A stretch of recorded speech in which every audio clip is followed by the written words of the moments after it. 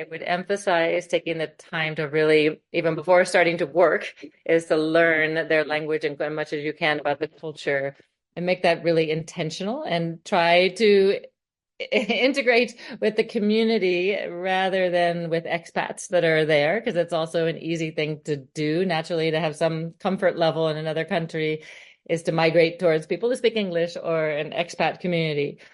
So I would encourage teachers to do that, even if it's a little uncomfortable, but it also gives you that real perspective of what it's like to learn another language and remind yourself of the challenges of, the other side, those who are trying to learn English, how hard it is for you to learn their language and put yourself in their shoes for a little while. Hi, listeners. That was our guest today, Aileen, talking about teaching abroad and how to approach it in a meaningful and respectful way. Today, we're talking about purposeful travel with a focus on English language teaching. A lot of the content applies to U.S. nationals, but there are some good words of advice and resources for our international audience as well. Let's talk about it.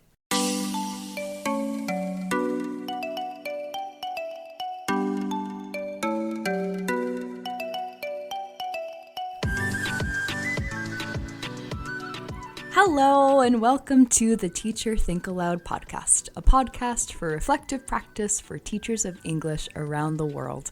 I'm your co-host, Shey. And I'm Anna. So who is Aileen, and why are we talking about purposeful travel with her? Hello, my name is Aileen Hale. I'm an international educational consultant, and my pronouns are she and her. Thanks for having me today. Aileen is the founder of Create Connections Consulting, where she organizes trips and retreats to different parts of the world. And not just any old trip. All of her trips include some kind of service mission. Mm-hmm. I saw she has a trip to Belize coming up later this month, as well as one to Cuba in January 2025. Could be an interesting opportunity for some of our listeners. And as a corollary, she also has a podcast called Travel with Purpose, where she interviews organization leaders and volunteers to inspire others to travel in meaningful ways around the world. So, of course, our icebreaker question had to be focused on travel.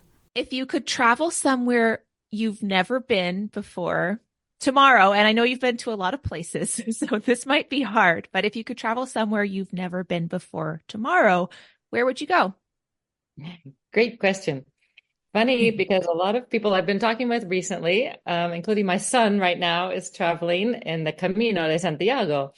If I were to leave tomorrow, I would actually want to go to Portugal, the Portugal part of it, the Camino along the coastline. Ooh, lovely. I've never done the Camino myself, but it's something I'd love to do.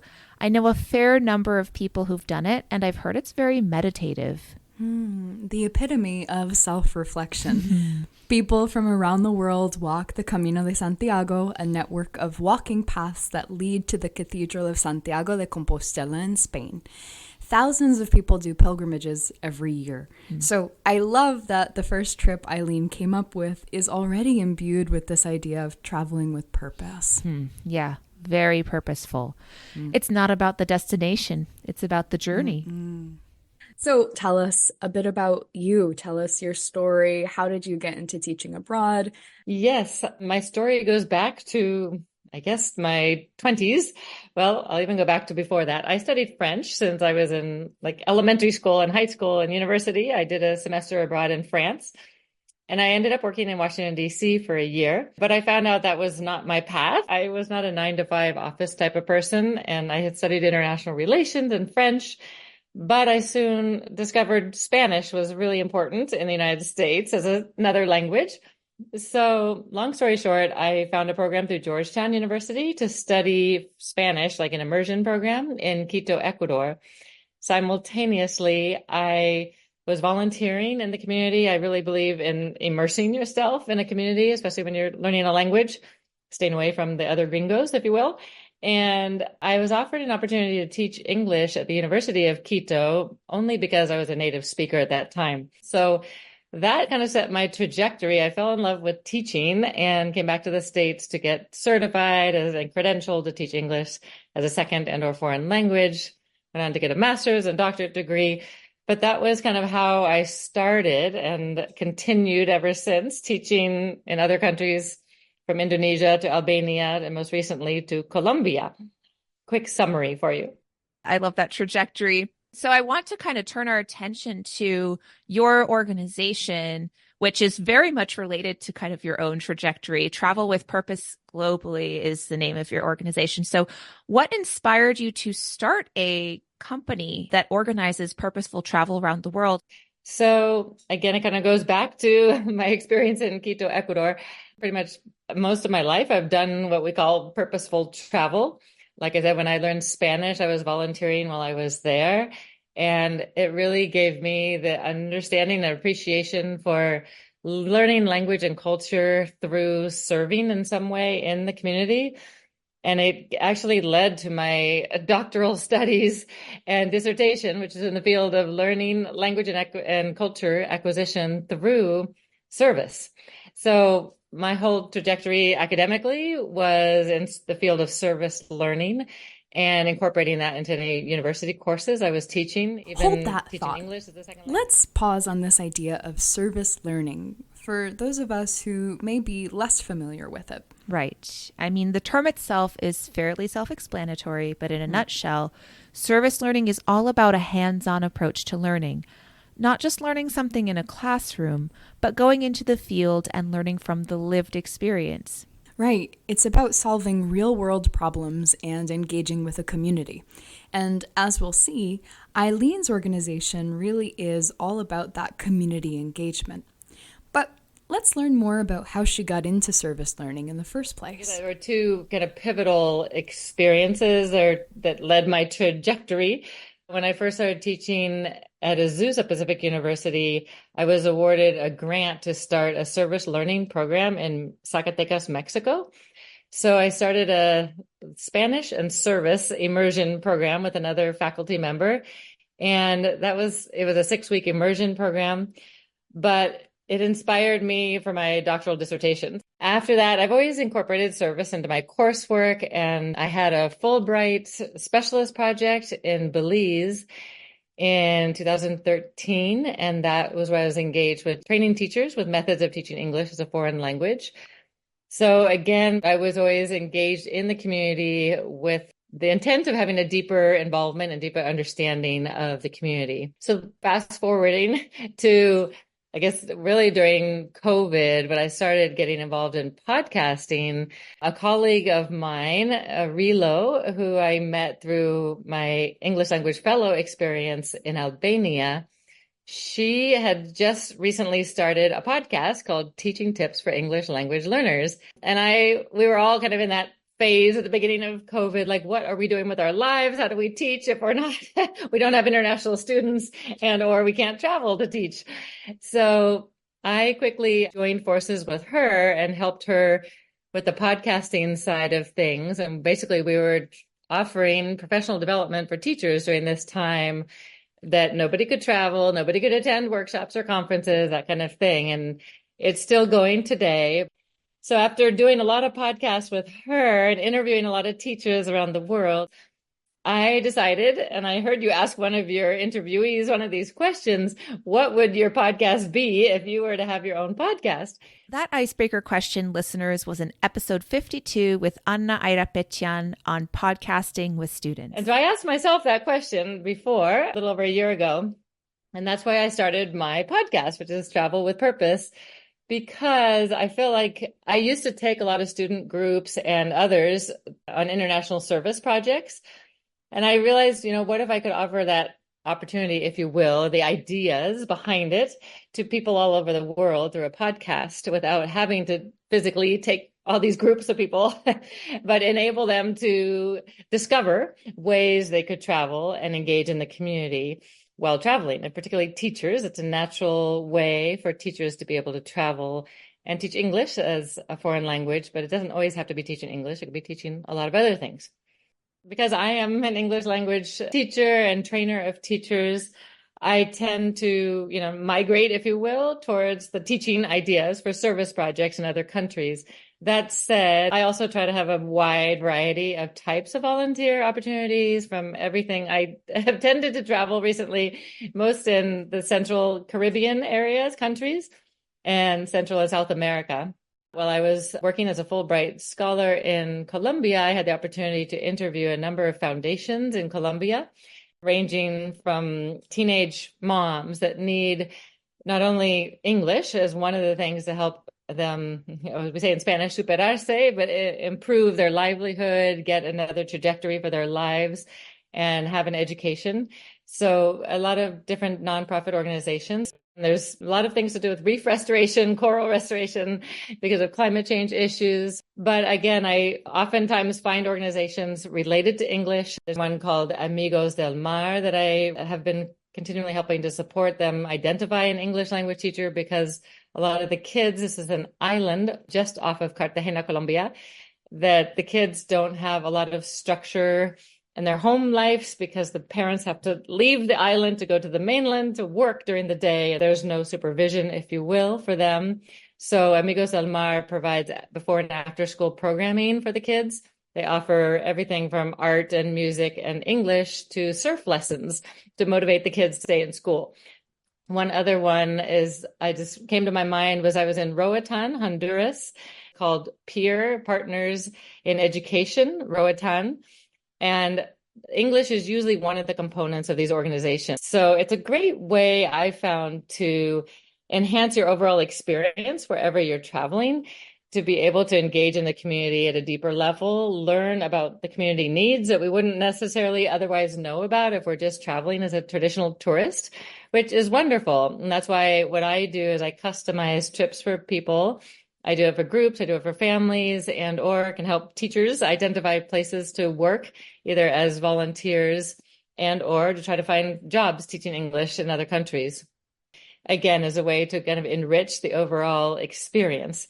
But I incorporate, everything from excursions and cultural opportunities to volunteer opportunities. So to answer your question, how it differentiates from other entities that do similar types of, global travel, I feel like mine is really grassroots, if you will. It's one of those things, like one contact leads to another contact. I do a lot of personal networking on the field. Nice, Aileen. Yeah, something that really struck me was how you're interviewing founders of these organizations and former or current volunteers. I think it's really important when people are committing to going and spending any duration of time abroad that they have all of those different unique perspectives to sort of fuel them and inform them.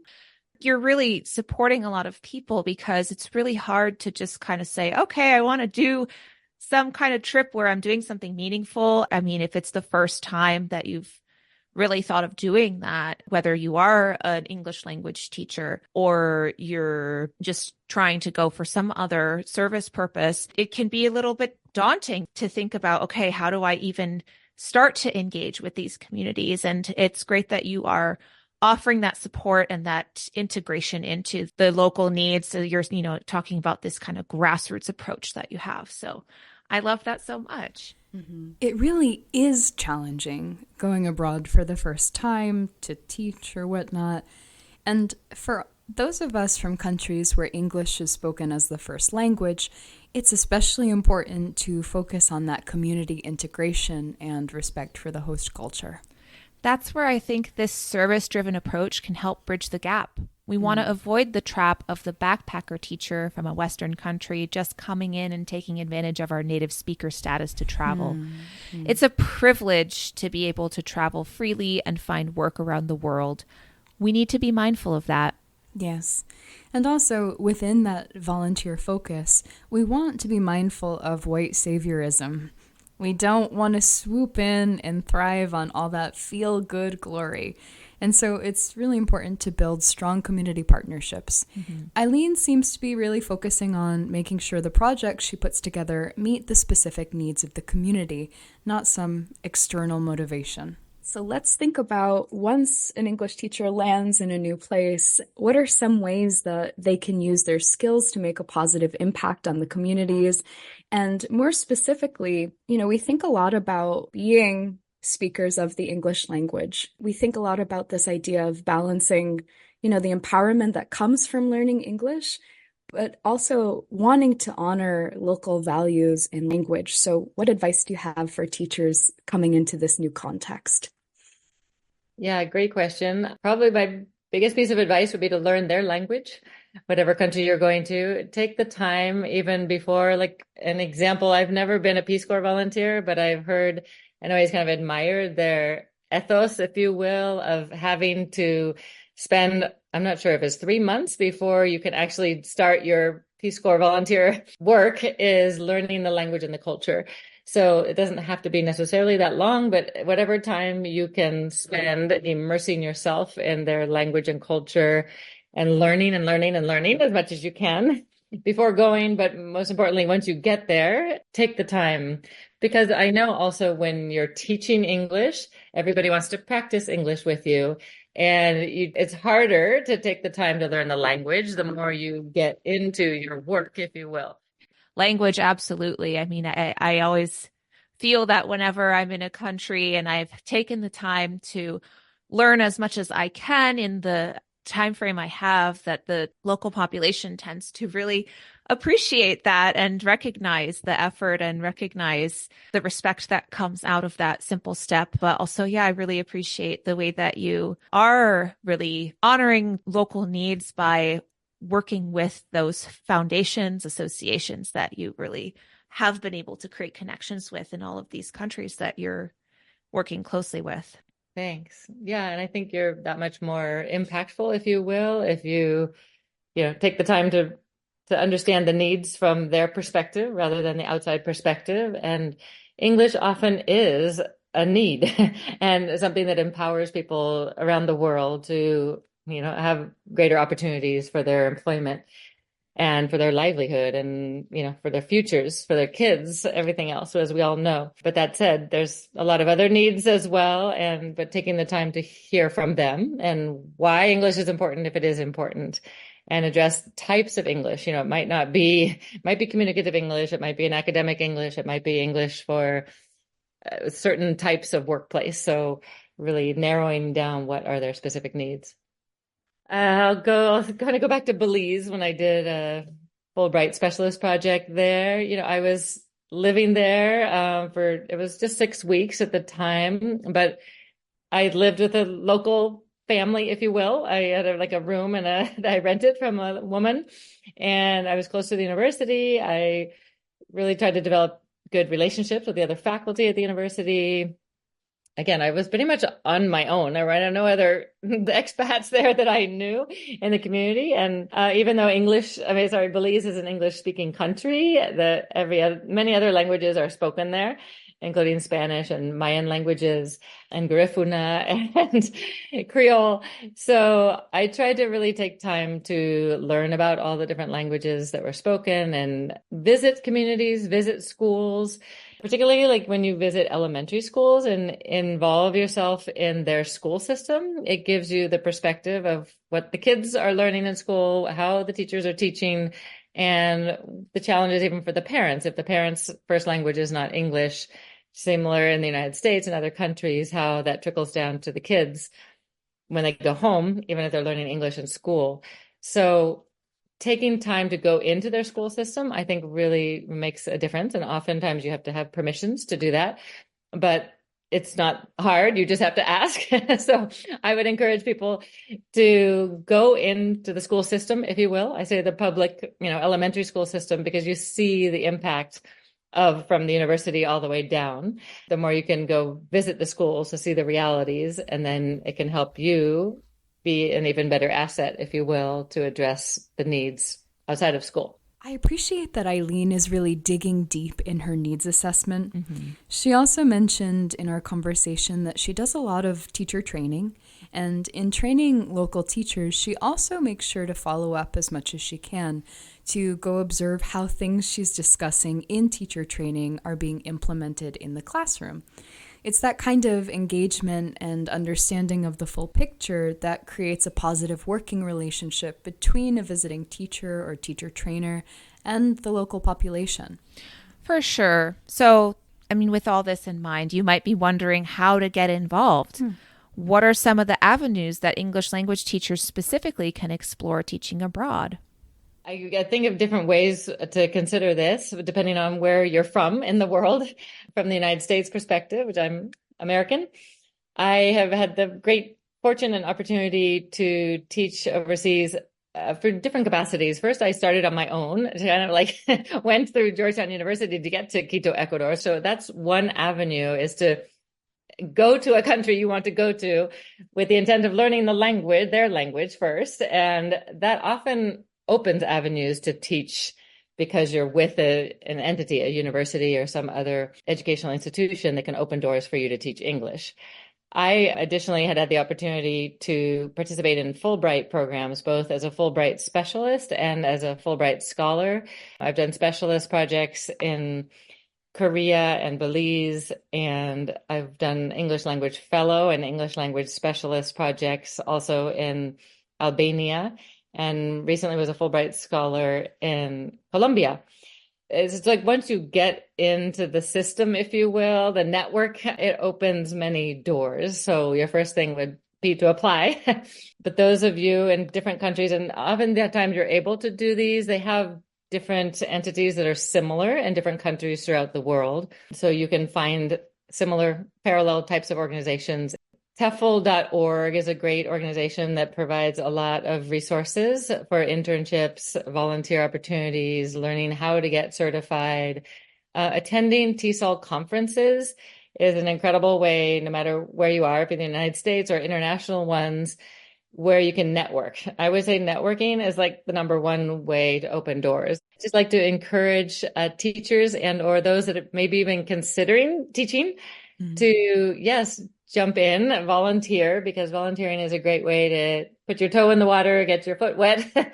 Volunteering is a great way to discover what age level you'd like to work with. Travel with Purpose, we can help you identify places that you could do volunteer work and or encourage you to get teaching placements.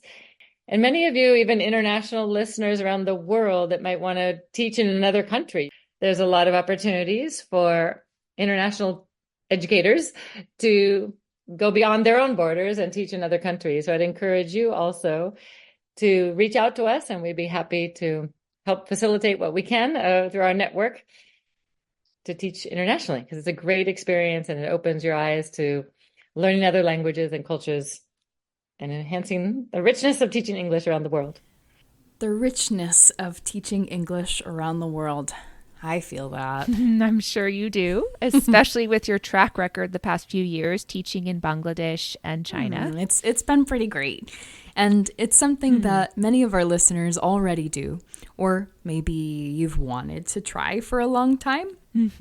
Yeah. So listeners, we want to hear from you. Where have you taught around the world, or where would you like to go? How will you ensure your experience is purposeful? You can connect with us via social media or email us at teacherthinkaloud@gmail.com. And don't forget to check out Eileen's upcoming organized trips at create-connections.net and to listen to Eileen's podcast, Travel with Purpose, wherever you get your podcasts. And if you appreciated what you heard today, give our podcast a like, share it with a friend or coworker, or take a moment to give us a review on whatever podcasting platform you're using to tune in. As an independent podcast, we truly appreciate your support. Thanks so much for joining us on the Teacher Think Aloud podcast. And until next time, happy teaching and happy reflecting.